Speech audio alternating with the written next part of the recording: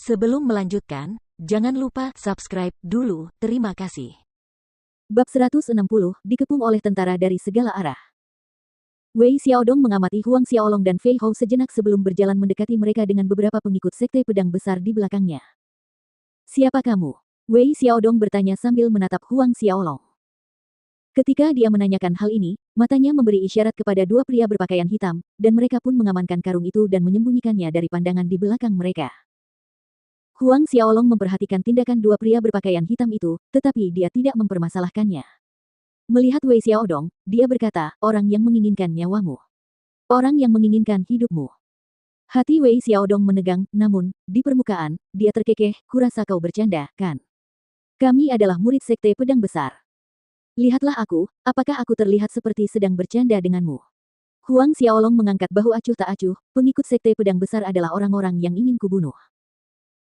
Saat Huang Xiaolong berbicara, tangan Wei Xiaodong tiba-tiba melambai ke arahnya, panah dingin yang tak terhitung jumlahnya bersiul di udara, menembaki Huang Xiaolong dan Fei Hou. Panah dingin ini bersinar dengan warna hijau yang menakutkan di bawah sinar bulan. Jelas, panah dingin ini dilapisi dengan racun yang sangat beracun. Melihat ini, Huang Xiaolong mencibir, dan dia dan Fei Hou mengangkat telapak tangan pada saat yang sama. Dengan dorongan kecil ke depan, embusan angin kencang menangkis anak panah dingin itu, membantingnya ke tanah. Melihat hasil ini, Wei Xiaodong sedikit pucat. Tanpa sepatah kata pun kepada beberapa murid sekte pedang besar, dia berbalik dan melarikan diri. Tanpa jeda, tubuh Huang Xiaolong bergerak dan muncul tepat di depan Wei Xiaodong. Wei Xiaodong mengepalkan tangan dan meninju, tetapi Huang Xiaolong mengangkat tangan dan menggenggam erat tangan Wei Xiaodong di telapak tangannya, lalu memberikan sedikit tekanan. Suara retakan tulang terdengar dan teriakan Wei Xiaodong memecah keheningan di sekitarnya. Dengan kekuatan Huang Xiaolong saat ini, tekanan kecil saja bisa menghancurkan pohon berusia 1000 tahun, belum lagi tinju Wei Xiaodong. Sambil menghancurkan tulang-tulang di tangan Wei Xiaodong, Huang Xiaolong melemparkannya kembali ke tempat semula dia berada. Beberapa pengikut sekte pedang besar juga mengeluarkan teriakan kesakitan karena diserang, dan dalam sekejap mata mereka semua dihabisi, Fei Hou, termasuk dua pria berpakaian hitam. Bau darah yang pekat memenuhi udara, menyerang hidung.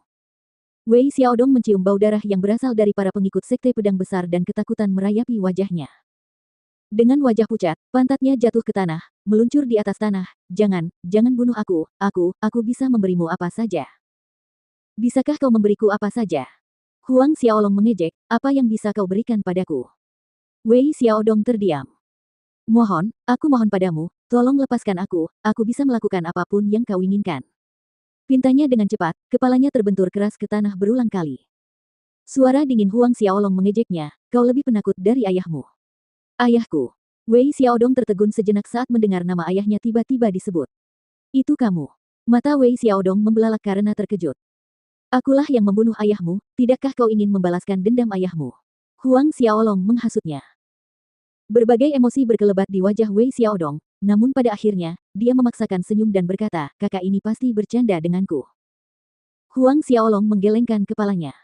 Sambil memanggil pedang Asura, dia tidak lagi repot-repot bicara omong kosong, kedua tangannya terayun keluar dan dua sinar tajam dari bilah pedang melesat keluar. Satu menggorok leher Wei Xiaodong, dan yang lainnya membuat alisnya berdarah. Dengan mata terbelalak, Wei Xiaodong terjatuh ke tanah dengan darah mengalir ke dalamnya. "Yang mulia, apa yang harus kita lakukan terhadap gadis itu?" tanya Fei Hou.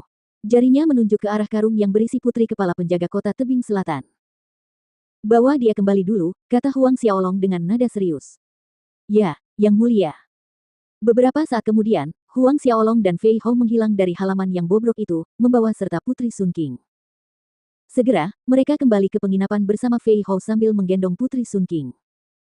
Melihat mereka kembali dengan seorang gadis, Zhao Su dan Yu Ming bertanya kepada Fei Hou apa yang terjadi.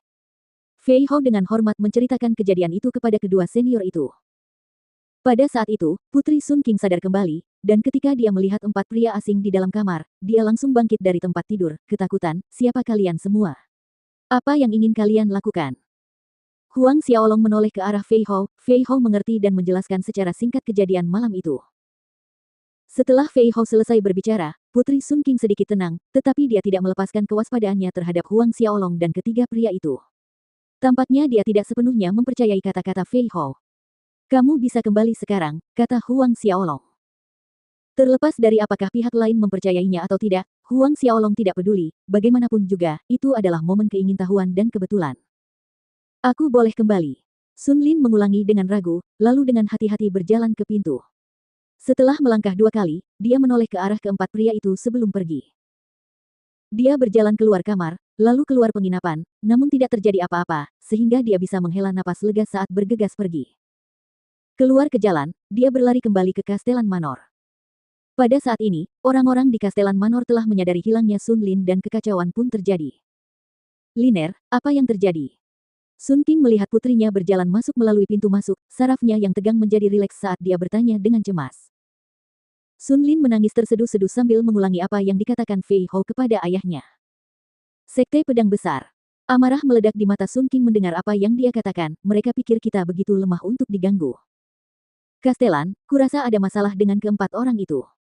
Pada saat ini, pengurus istana melangkah maju dan berkata, menurut apa yang dikatakan pihak lain, mereka melihat 2 pria berpakaian hitam menculik nona kecil, tetapi mengapa mereka tidak menghentikannya saat itu?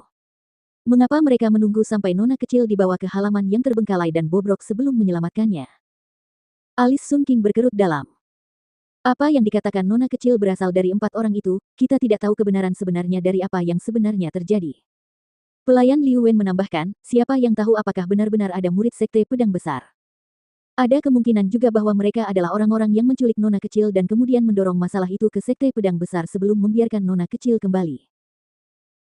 Cahaya tajam berkelebat di mata Sun King saat dia menoleh ke belakang ke arah penjaga di belakangnya. Kalian berempat pergilah ke sisi utara kota, dan carilah untuk melihat apakah ada mayat pengikut sekte pedang besar kalian yang lain, ikuti aku ke penginapan wangi hangat. Jika apa yang mereka katakan itu benar, maka tidak apa-apa. Namun, jika keempat orang itu benar-benar merencanakan semua ini dengan sengaja dan menyalahkan sekte pedang besar. Cahaya tajam di mata Sun King semakin dalam. Tidak lama kemudian, penjaga Kastelan Manor mengepung Wang Fragrance Inn. Penduduk setempat yang berada di dekatnya terbangun karena keributan itu. Di dalam salah satu ruangan, Fei Hou berkata kepada Huang Xiaolong, penguasa benar, bahwa Sun King tidak percaya kita menyelamatkan putrinya. Huang Xiaolong mengangguk. Fakta bahwa Sun King tidak percaya apa yang terjadi adalah sesuatu yang sangat normal. Yang mulia, haruskah bawahan ini menangani situasi ini? Yu Ming melangkah maju, bertanya. Jika itu orang lain, mereka tidak akan mempercayainya dengan mudah. Huang Xiaolong melambaikan tangannya dengan sikap tenang, tidak perlu.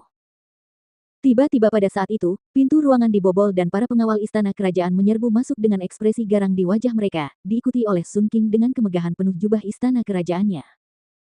Ketika Sun King melangkah masuk ke dalam ruangan, wajah cemberutnya tiba-tiba berubah kosong, dan tetap kosong untuk beberapa saat dia menatap Huang Xiaolong. 2 tahun yang lalu, Sun King pernah mengikuti seorang jenderal ke istana Marsekal di kota kerajaan Luotong untuk melaporkan masalah militer kepada Marsekal Hao Tian. Saat itu, dia hanyalah seorang prajurit berpangkat rendah, dan dia bahkan tidak memenuhi syarat untuk memasuki istana, jadi dia berdiri di luar pintu masuk. Dari jauh, dia melihat sekilas Huang Xiaolong. Meskipun begitu, pemandangan itu tetap jelas dalam ingatannya hingga hari ini. Sikap hormat Marsekal Hao Tian terhadap pemuda yang sama di depannya tidak salah lagi.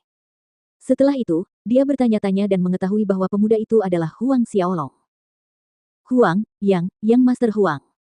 Sun King tersadar kembali ke dunia nyata dengan wajah pucat, dan kakinya lemas di lutut. Apakah Yang Master Huang yang menyelamatkan putri bungsuku? Dia benar-benar membawa pasukan untuk mengepung Huang Xiaolong. Jika Marsekal Hao Tian mendengar ini, apa yang akan terjadi padanya?